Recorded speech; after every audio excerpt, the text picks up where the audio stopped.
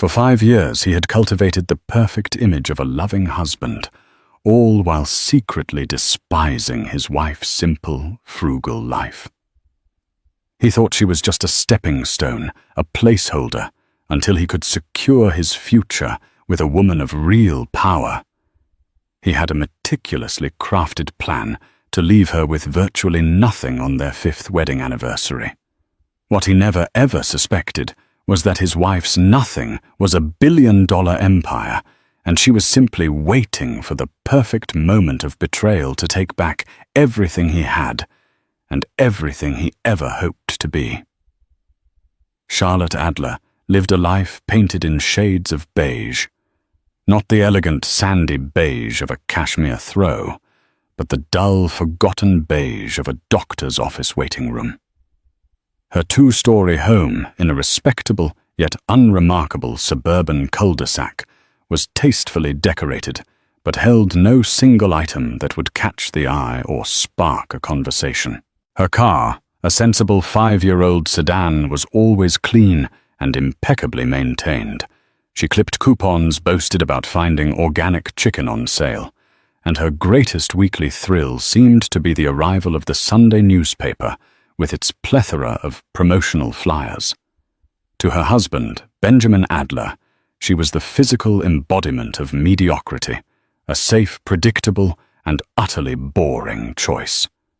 And that was precisely how Charlotte had designed it. Ben, on the other hand, strained against the confines of their beige life like a swooned panther. He was a man who believed he was destined for a world of chrome glass and skyline views. He worked as a portfolio manager at a mid-tier investment firm, a job that was respectable by any normal standard. But to Ben, it was a purgatory. He wore his suits like armor, and his ambition like a cologne, a scent of desperation and desire that Charlotte could smell on him even when he was sleeping. "Did you remember to set the DVR for that documentary on municipal bonds?"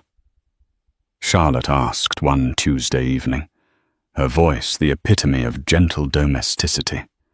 She was stirring a pot of lentil soup, the very picture of a thrifty, health-conscious homemaker. Ben looked up from his sleek, company-issued tablet, his brow furrowed in a way that was meant to convey deep thought, but only projected irritation. "Charlie, for God's sake." "No. I have a billion-dollar merger proposal to review. I don't have the mental bandwidth for public debt financing." "$1 billion?" Charlotte thought a small secret smile playing on her lips as she turned back to the stove. If only you knew. Their marriage had begun 5 years ago, a whirlwind romance by all outside accounts. Ben was charming, handsome, and radiated an energy that promised a future far grander than his present.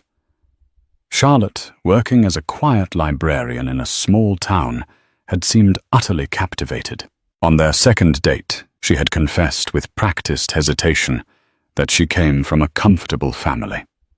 She explained that she had a modest trust fund enough to provide a nice cushion, but that her parents had raised her to be self-sufficient and wary of fortune hunters. It was the perfect bait. Ben, whose own family was solidly middle class, saw a golden opportunity. A wife with a bit of her own money, enough to ease the financial pressures while he climbed the corporate ladder, but not so much that she would have any real power over him.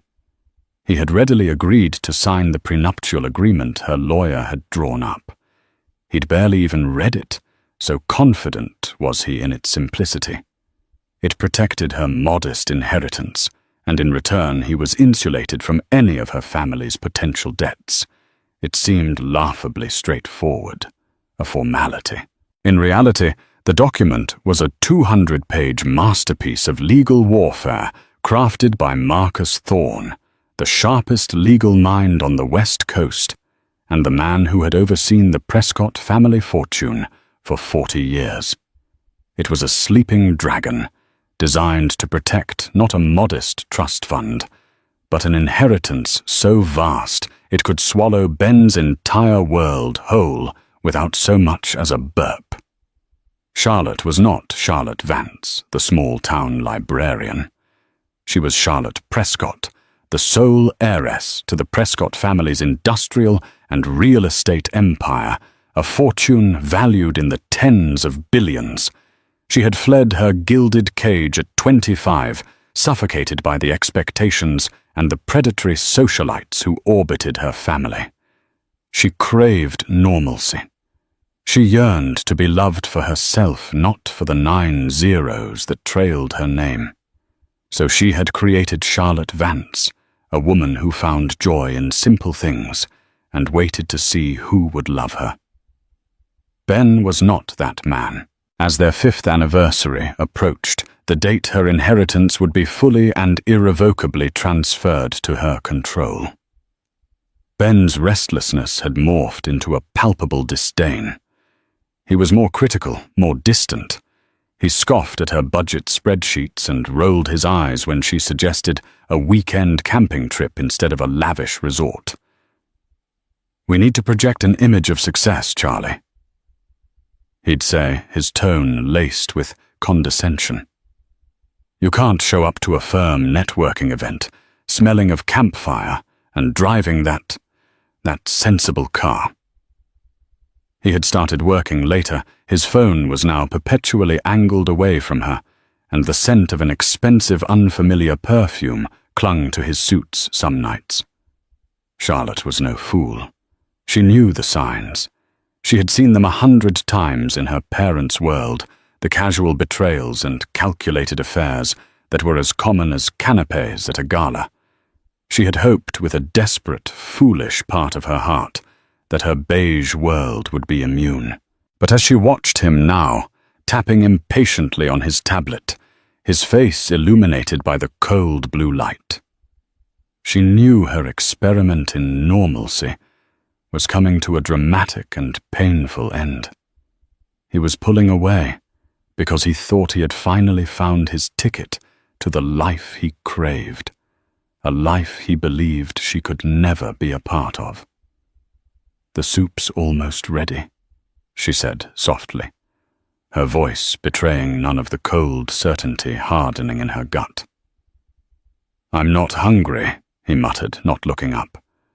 "I'm meeting with Richard Sterling from the Sterling Ross Group tonight. It's a huge opportunity. I'll probably just grab something with him." Charlotte's hand tightened on the wooden spoon. Sterling Ross, the biggest rival to her family's primary investment division, and she knew for a fact that Richard Sterling, a notorious corporate shark, did not do business dinners with mid-level portfolio managers. But his daughter, Sophia Rossi, certainly did. Sophia, a sleek, ambitious brunette whose social media was a curated gallery of exclusive parties and high-powered connections. Sophia, whose father ran the Ross half of Sterling Ross. Charlotte felt a familiar icy calm settle over her. It was the Prescott calm, the unnerving stillness her grandfather was famous for, right before he orchestrated a hostile takeover. The act was over. Ben had made his move. He just didn't realize he was playing checkers while she was about to overturn the entire chessboard. "Okay, honey," she said, her voice as smooth as silk. "Don't work too hard. I'll just leave some in the fridge for you." He grunted in response, already lost in his world of ambition and deceit. He didn't see the look in his wife's eyes. The beige was gone. In its place was the cold, hard glint of polished steel. The game was on. The next 2 weeks were a masterclass in deception. Charlotte played the part of the slightly worried, slightly clueless wife to perfection. She packed his lunches, fretted over him working too hard, and asked just enough naive questions about his big deal with Sterling Ross to reinforce his belief in her ignorance. Inside, she was a tightly coiled spring of fury and focus. Every night after he fell asleep, she would retreat to her small home office, the one he called her hobby room, and transform from Charlotte Adler suburban homemaker into Charlotte Prescott corporate strategist. Her old password-protected laptop, a relic from her past life that Ben mistook for a sentimental piece of junk, became her command center. The Prescott empire wasn't just old money. It was smart money. It had diversified, evolved, and its intelligence network was formidable. A few encrypted emails to Marcus Thorne set the wheels in motion. Within days, she had a complete dossier on Ben's life outside their beige walls. The file was clinical brutal and confirmed everything. It contained restaurant receipts, hotel bookings under his corporate card, and discreet photographs of Ben with Sophia Rossi. They weren't just meeting. They were a couple laughing intimately over candlelit dinners, his hand possessively on her back. Sophia was everything Charlotte pretended not to be, bold, dripping in designer labels, and radiating a shark-like ambition that mirrored Ben's own. The most damning piece of evidence was a transcript of a conversation from a listening device one of Marcus's investigators had placed in Ben's car. It was from 3 days prior. Sophia's voice, smooth and amused. "I still can't believe you've lasted 5 years with that beige little mouse. Does she really still think your last name is your biggest asset?" Ben's laugh, a sound that made Charlotte's blood run cold. "Patience, my love. That was always the deal I made with myself." 5 years. The prenup is ironclad, about protecting her little nest egg. But after 5 years of marriage, the communal property laws kick in. The timing with our anniversary and this merger, it's perfect. I'll file, she'll be blindsided, and I'll walk away with half of our joint assets, my reputation intact as the grieving husband, and enough seed money to be a partner in your father's new venture. He'll see me as a peer, not just his daughter's boyfriend. Sophia. And what about her? What happens to little Charlotte Ben's voice, dripping with contempt? Who cares? She'll go back to her book clubs and her coupon cutting. She won't know what hit her. Honestly, I'm doing her a favor. She was never built for the world we're about to own.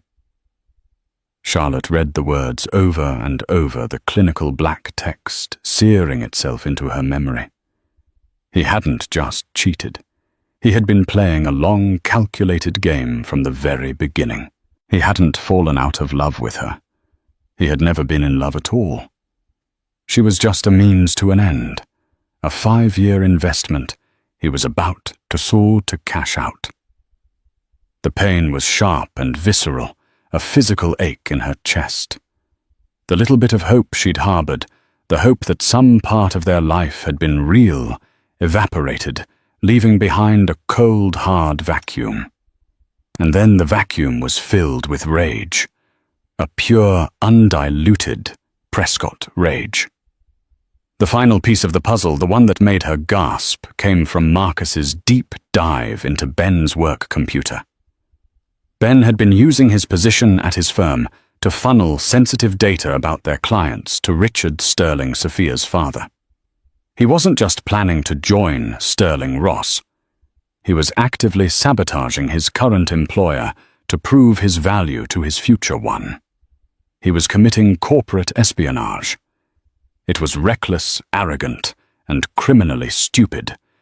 He was so sure of his own genius that he couldn't see the cliff edge he was sprinting towards. The anniversary was a week away. Ben was becoming more brazen, his stories about late nights at the office more elaborate. He had already started the narrative of their growing apart, making subtle comments to their few mutual acquaintances about how Charlotte's lack of ambition was a real challenge for him. He was laying the groundwork for his role as the victim. The moment of truth came on a Thursday night, the day before their 5th anniversary. Ben came home late, smelling of wine and Sophia's perfume. He found Charlotte in the living room, a photo album open on her lap. "Hey," he said, his voice artificially gentle. "Look at you getting all nostalgic." "I was just thinking," Charlotte said, her voice quiet and steady. She looked up at him, her eyes searching his. 5 years. It feels like a lifetime ago, doesn't it? Ben put his briefcase down, a predatory pity in his eyes. This was it. The perfect opening. He could start the talk now, the gentle, compassionate speech he had been rehearsing for weeks. "Charlie, we need to talk." He began, sitting on the ottoman across from her. He leaned forward, attempting to take her hand. "These last few years, we've just grown into different people. I love you. I will always love the woman I married, but I'm not sure I'm the man who can make you happy anymore." Every word was a perfectly delivered lie. Charlotte let him continue, letting him spin his web of compassionate deceit. He talked about his dreams, his ambitions, and how he felt he was holding her back from a simpler life she deserved. It was a masterpiece of self-serving nonsense. She waited until he had finished, until the silence in the room was heavy with his false sincerity. She looked down at the photo album at a picture of them on their honeymoon, both smiling, one of them faking it. Then she closed the album with a soft but definitive thud. "You're right about one thing, Ben," she said, her voice suddenly devoid of all its practiced softness. It was a voice he had never heard before, clear, cold, and echoing with an authority that made the hairs on his arms stand up. "We have grown into different people. Or rather, I'm done pretending to be someone I'm not." She stood up. "You mentioned your meeting with Richard Sterling, and your ambitions. You think you're on the cusp of something great, don't you? A new partnership, a new life." Ben stared at her, a flicker of confusion in his eyes. The script was veering off course. "Charlotte, what are you talking about?" "I'm talking about corporate espionage," she said, her voice slicing through the air. "I'm talking about Regulation FD violations. I'm talking about the confidential client data from your firm that you've been feeding to Sterling Ross for the past 6 months. Specifically the information about the Henderson acquisition, which you leaked to give Sterling the upper hand." Ben's face went white. The color drained from his skin, leaving a pasty, sickly mask of shock.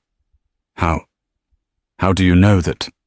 "I know because the Henderson Group is a subsidiary of Prescott Consolidated," Charlotte said, taking a deliberate step towards him. "My family's company, and you, my darling husband, have been trying to use my family's asset to launch your pathetic little career with your mistress." She let the name hang in the air. Prescott. Ben's jaw worked, but no sound came out. His mind was racing, trying to connect the dots. The librarian. The simple life.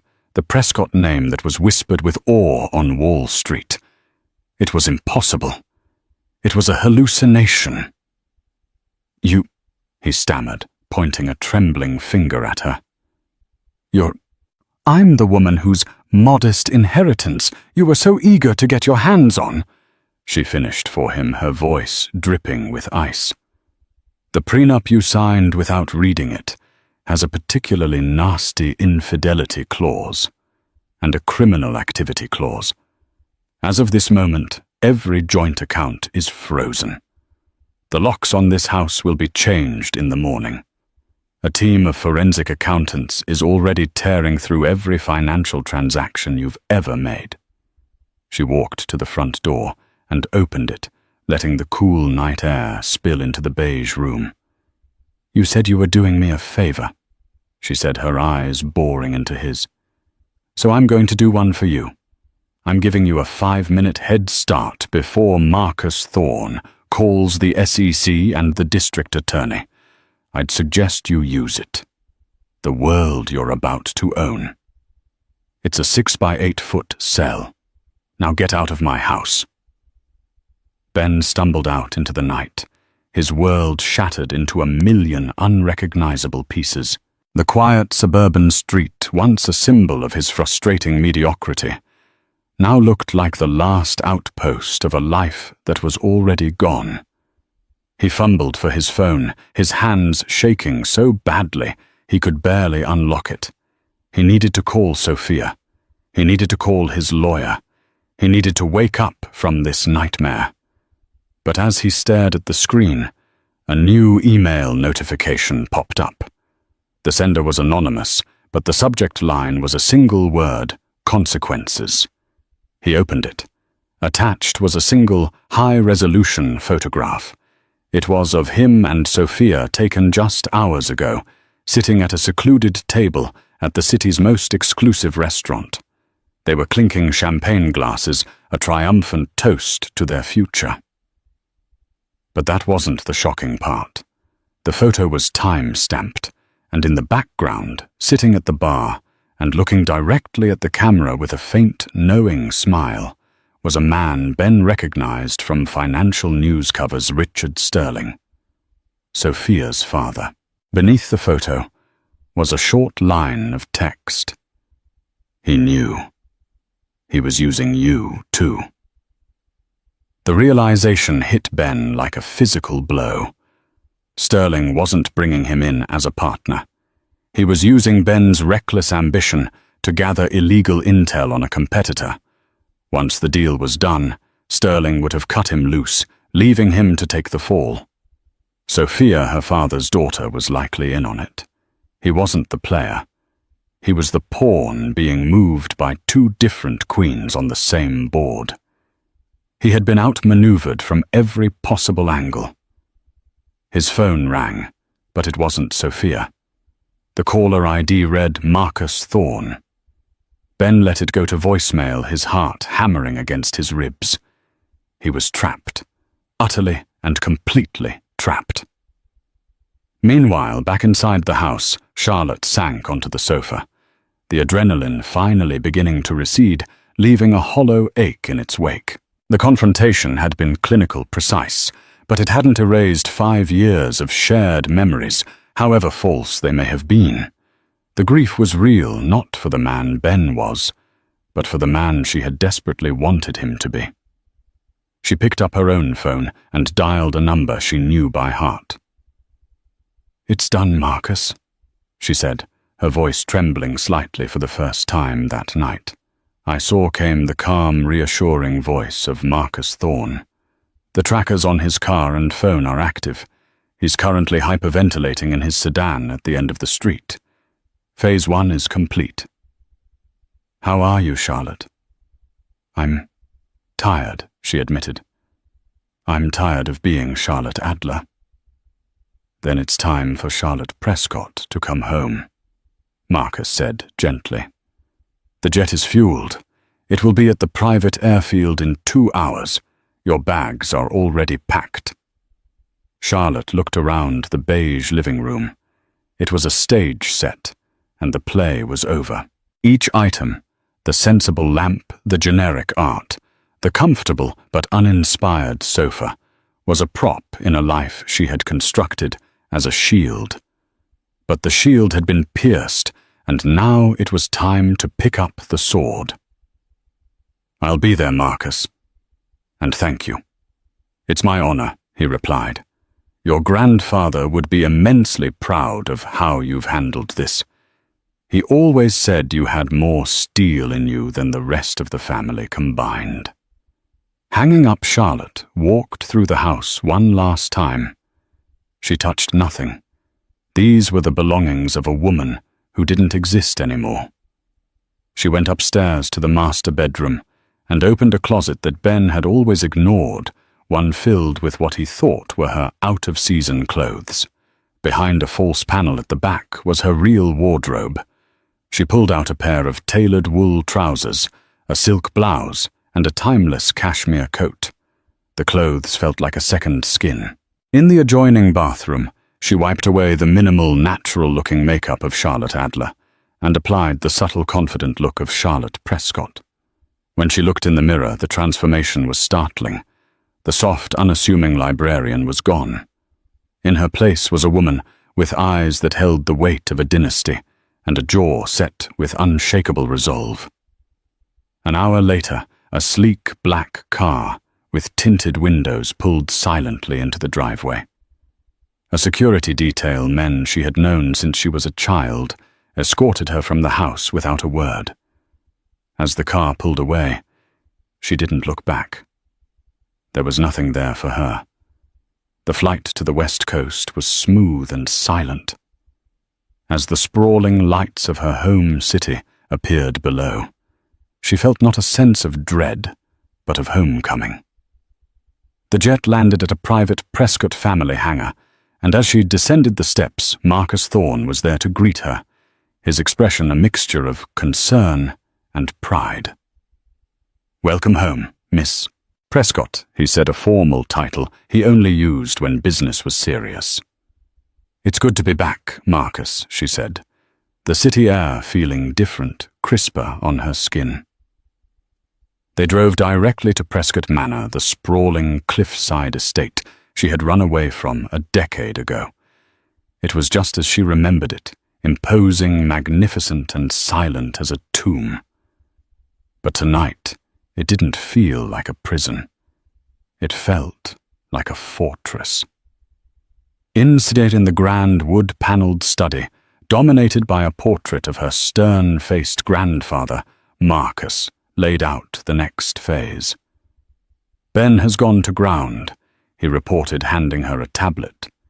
He tried to contact Sophia, who has blocked his number. He then called his parents, who I believe are as clueless as everyone else. He has approximately $4,000 in a personal checking account that you can't touch. Everything else is locked down. "What about Sterling Ross?" Charlotte asked, her voice sharp. "Richard Sterling is a problem," Marcus admitted. "He's a snake. He will deny everything, sacrifice Ben in a heartbeat, and claim he was the victim of a rogue employee's scheme. The SEC will investigate Ben, but Sterling will likely walk away unscathed unless we force his hand." "Then we force his hand," Charlotte said, without hesitation. "My goal is not just to punish Ben. It's to dismantle the entire corrupt framework that enabled him. Sterling Ross used my husband's greed to commit corporate espionage against my family's company. This wasn't just a betrayal of my marriage. It was an attack on my legacy." Marcus nodded, a grim smile on his face. This was the Charlotte he remembered. Sterling's entire deal, the one Ben was feeding him information for, hinges on acquiring the Henderson Group. Charlotte continued pacing the room. "He thinks he has the inside track. He doesn't know that we've been negotiating a counteroffer through a shell corporation for the past 2 months. Marcus raised an eyebrow. "A contingency plan." "A weapon," Charlotte corrected him. "Grandfather always said to have a loaded gun in every room. Our offer is 10% higher, fully financed, and ready to sign. Sterling is about to announce his triumphant acquisition at the annual Foundation for the Arts Gala in 3 days. It's the biggest society event of the year. He plans to be the king of the city." A cold, brilliant plan began to form in her mind, a plan worthy of the Prescott name. It was audacious, public, and utterly devastating. "Marcus," she said, turning to him, her eyes shining with a dangerous light. "I need you to get me a ticket to that gala, and I need you to arrange a meeting with the board of the Henderson Group for tomorrow morning. It's time to remind Mr. Sterling what happens when you try to poach from a Prescott." The ghost of Prescott Manor was back, and she was ready to haunt them all. The next 72 hours were a blur of calculated aggression, conducted not with shouting and threats, but with the quiet, lethal precision of a sniper. While Ben Adler was hiding out in a dingy motel on the outskirts of the city, frantically trying to find a lawyer who would even take his call, Charlotte Prescott was waging a war on multiple fronts from the opulent command center of her family's study. Her first move was the meeting with the Henderson Group's board. They were a conservative old guard company, spooked by the aggressive tactics of Richard Sterling. They had been leaning towards his offer purely because they believed it was the only serious one on the table. Charlotte walked into their boardroom not as a woman scorned, but as the calm, powerful head of Prescott Consolidated's future. She didn't mention Ben or Sterling's underhanded tactics. Instead, she laid out a vision. She spoke of stability, long-term growth, and respecting their company's legacy. She knew their business inside and out, pointing out synergies and potential for innovation that Sterling in his haste had overlooked.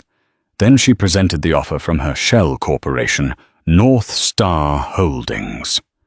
It was cleaned significantly higher and guaranteed the jobs of their senior management team, a key sticking point that Sterling had planned to ignore. "We believe in building, not dismantling," she concluded, her voice resonating with confidence. "Sterling Ross sees you as a stepping stone. We see you as a cornerstone." By the time she left the meeting, the tide had turned. The board was swayed. They agreed to accept the North Star offer, pending a final vote the next day, the afternoon of the gala. The trap was set. Her second front was a subtle but devastating campaign against Ben's professional reputation. Marcus Thorne, using his extensive network, began disseminating the truth of the situation through carefully chosen channels. He didn't leak to the press. He spoke to the quiet kingmakers of their world, the heads of executive recruitment firms, the senior partners at major law firms, the influential board members who sat on a dozen different committees. The narrative was simple and deadly. Benjamin Adler was not a rising star, but a reckless liability. He had engaged in criminal activity, betrayed his firm, and attempted to defraud a significant family, the Prescotts. The name itself was enough to send a chill through the financial community. No one wanted to be associated with a man who had made an enemy of such a powerful and notoriously private dynasty. By the end of the day, Ben's name was poison. Every door he might have knocked on was being silently, firmly closed. Her third front was personal. Charlotte had a team quietly pack up every item Ben owned from the house. His designer suits, his expensive watches, his collection of self-important business books. Everything was boxed up and sent not to his motel, but to his parents' modest home in another state. It was a clear, unambiguous message. Your life here is over. The locks were changed, and a top-tier security firm now patrolled the property. Throughout it all, Charlotte maintained an unnerving calm. She slept little, fueled by coffee and a cold fury. She was meticulously preparing for the final act. She had her hair and makeup done not in a frivolous, celebratory way, but as a warrior preparing for battle. She chose her weapon for the evening with care, a stunning midnight blue gown. It was elegant and commanding the color of power and depth. Around her neck, she wore the legendary Prescott diamond, a flawless 50-carat stone that hadn't been seen in public for 2 decades.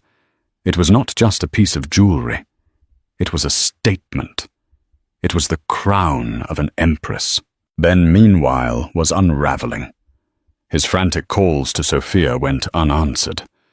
His attempts to access his brokerage account were met with a digital wall that read, "Account frozen. Contact administrator." When he finally reached a junior lawyer at his firm, the man's voice was cold. "Ben, I can't officially advise you, but I can tell you that the partners know. They're calling an emergency meeting. The word is that the SEC has opened a formal investigation based on a tip from Marcus Thorne. You need to get a criminal defense attorney, now. Desperate Ben drove to the Sterling Ross building, hoping for a face-to-face with Sophia or her father. He was stopped in the lobby by security. Mr. Adler. We've been instructed not to allow you upstairs. The guard's face was impassive. But I have a meeting I work with Richard Sterling. Ben insisted, his voice cracking. The guard looked down at a memo. My instructions are clear, sir. You are not taught to be admitted. If you don't leave, we will call the police. Defeated and humiliated. Ben retreated. He was an outcast. He had flown so close to the sun, and now he was in a free fall with no one to catch him. His rage and panic curdled into a new, desperate idea. The gala. Everyone would be at the gala. If he could just talk to Sophia, just explain. He still had the tickets. He'd been given a perk of his supposed new status. He would go. He would confront them. It was his last pathetic chance to salvage something from the wreckage. On the afternoon of the gala, Marcus received a call from the Henderson Group's chairman. The vote was unanimous. They had accepted the offer from North Star Holdings. The final paperwork would be signed and filed within the hour. Sterling's deal was dead. He doesn't know yet, Marcus told Charlotte, as she adjusted the Prescott diamond. He'll be walking into that gala tonight, thinking he's about to celebrate the biggest victory of his career. A slow, cold smile touched Charlotte's lips. A victory celebration is a party, she said. A public execution is a spectacle. And I've always believed in putting on a good show. She stood and looked at her reflection. The woman staring back was no longer hiding. She was formidable, powerful, and in complete control. The quiet war was over. It was time for the public surrender. The foundation for the Arts Gala was the apex of the city's social and financial world. It was held in the grand ballroom of the Museum of Modern Art, a cavernous space of white marble and soaring glass ceilings. The air hummed with the sound of hushed power, the clinking of champagne flutes, and the murmur of billion-dollar deals being born and buried. Richard Sterling and his daughter Sophia Rossi were the undisputed king and princess of the evening. Sterling stood near the entrance, a smug, triumphant smile plastered on his face as he accepted congratulations from a fawning crowd. He was a lion holding court, basking in the glory of a kill he believed was his. Sophia was at his side, radiant in a blood-red dress, her eyes scanning the room with the proprietary air of someone who had just inherited the world. Ben Adler slipped into the event through a side entrance, looking disheveled and frantic. His suit was wrinkled, his face pale with sweat. He looked utterly out of place, a ghost at a feast. He spotted Sophia and started to push his way through the crowd, his movements clumsy and desperate. "Sophia!" He called out, his voice a raw plea. She turned, and her face for a fleeting moment registered shock. Then it hardened into a mask of pure, unadulterated contempt. "What are you doing here?" She hissed, her voice low and venomous. "You're a walking plague. Get away from me." "But our plan," Ben stammered. "Everything we worked for. My wife." "Your wife," Richard Sterling interjected, stepping smoothly between Ben and his daughter. His smile was gone, replaced by a look of icy dismissal. "Son, your marital problems are your own. As for any plan, I think you'll find you were a temporary contractor whose services are no longer required. In fact, they have become a significant liability. Security. Before Ben could even process the betrayal, two large men in tuxedos had him by the arms, steering him firmly toward the exit. The crowd parted, whispering and staring at the public humiliation. It was at that precise moment that the noise in the ballroom suddenly died down. A collective gasp rippled through the hall as all eyes turned to the grand staircase. Descending the stairs was Charlotte Prescott. She moved with an unhurried, regal grace. The midnight blue gown flowed around her, and the Prescott diamond at her throat caught the light, shooting out sparks of brilliant fire. This was not the mousy librarian or the frugal housewife. This was a queen returning to her throne. Her face was serene, her eyes sweeping across the room with a look of cool assessment that made powerful men feel suddenly small. By her side was Marcus Thorne, his expression grim and resolute. The whispers in the room turned from Ben's pathetic ejection to Charlotte's stunning arrival. "Is that Charlotte Prescott? I thought she'd disappeared years ago. Look at that diamond. That's the Prescott diamond. What is she doing here?" Richard Sterling stared, his jaw slack. He knew who she was. The entire financial world knew of the Prescott heiress who had vanished. He looked from Charlotte's powerful, composed face to the pathetic sight of Ben being dragged away. And for the first time, a sliver of genuine fear pierced his arrogant facade. He realized with a sickening lurch in his stomach that he had catastrophically miscalculated. Charlotte didn't look at Ben. Her focus was solely on Sterling.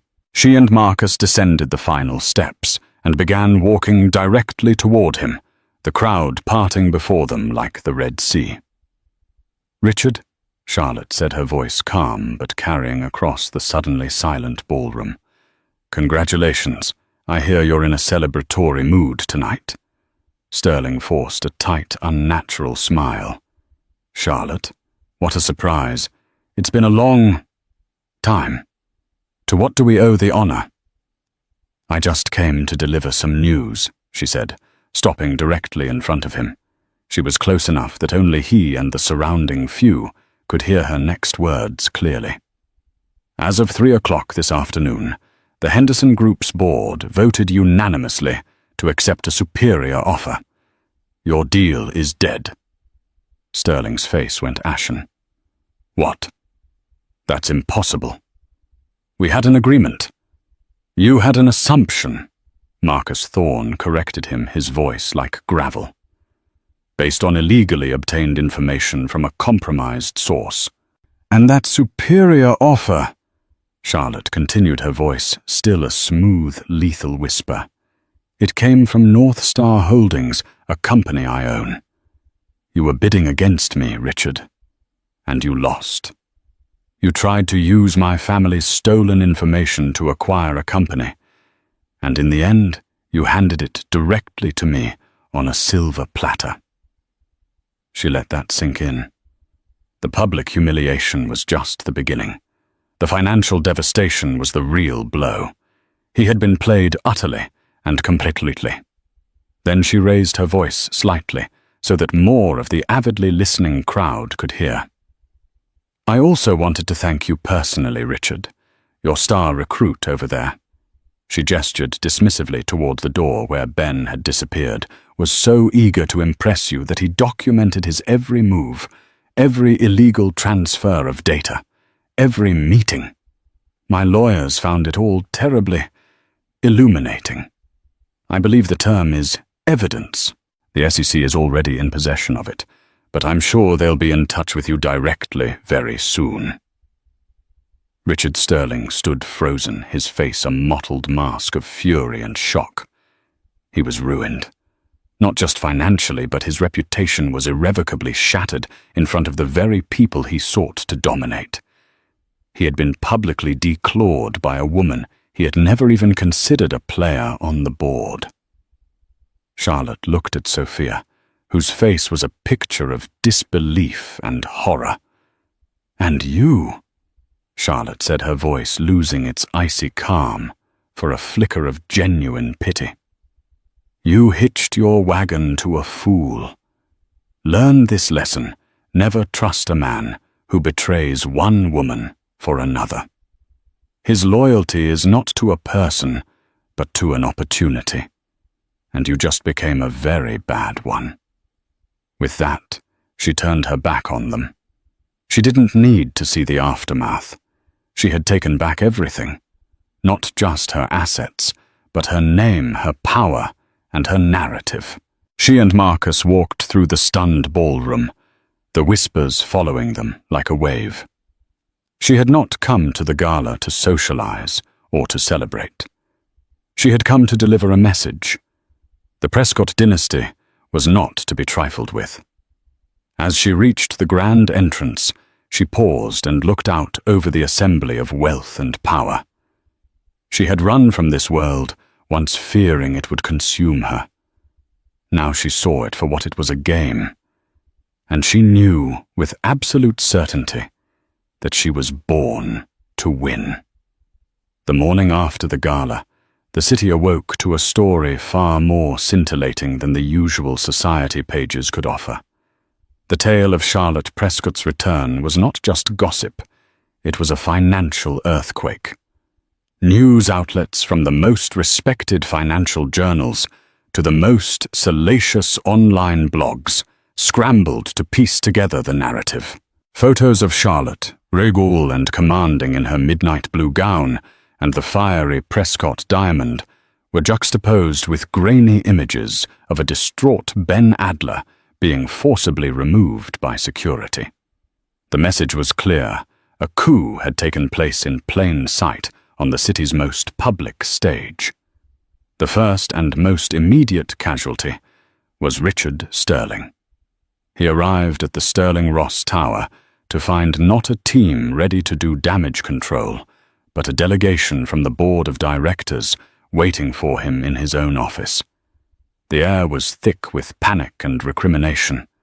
Their stock had plummeted in pre-market trading, and the phrase SEC investigation was being uttered in terrified whispers in every corridor. "This is a disaster, Richard," bellowed one of the oldest board members, a man named George Carmichael, slamming a copy of the morning's financial paper on the polished mahogany desk. The headline screamed, "Prescott heiress returns kills Sterling Ross deal amidst espionage allegations." "It's a misunderstanding, a smear campaign," Sterling blustered, but his usual confidence was gone, replaced by the hollow bravado of a cornered animal. "Adler was a rogue employee. We were the victims here." "No one believes that," Carmichael shot back. "You were seen celebrating with him. Your own daughter was his associate. You've exposed this entire company to catastrophic legal and financial risk. You brought a viper into our house, and it turned out he was sent by a dragon. You're done, Richard. The board has already held a preliminary vote. We want your resignation today." Sophia Rossi fared no better. She found her corporate accounts locked and her access to company projects revoked. Her father, in a desperate attempt to create distance, was the one who personally delivered the news. He found her in her sprawling apartment, surrounded by packed suitcases. "You're being reassigned," he said, his voice cold and devoid of any paternal warmth. "The Geneva office. You'll handle archival accounts. It's either that or you're out completely." "Geneva? That's a corporate graveyard," Sophia cried, her face pale with fury.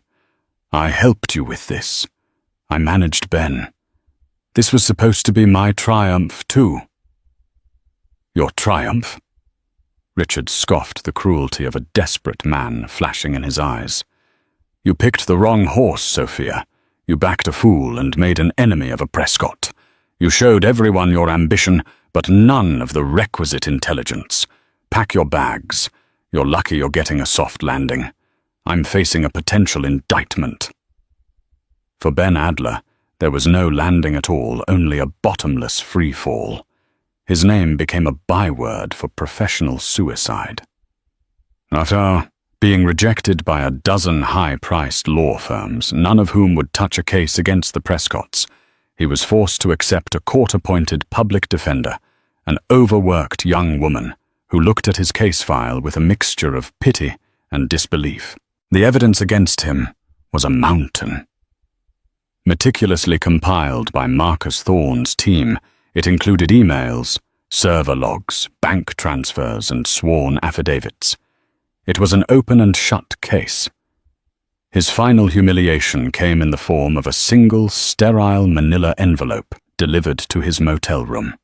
Inside there was no letter, only the prenuptial agreement he had signed 5 years ago.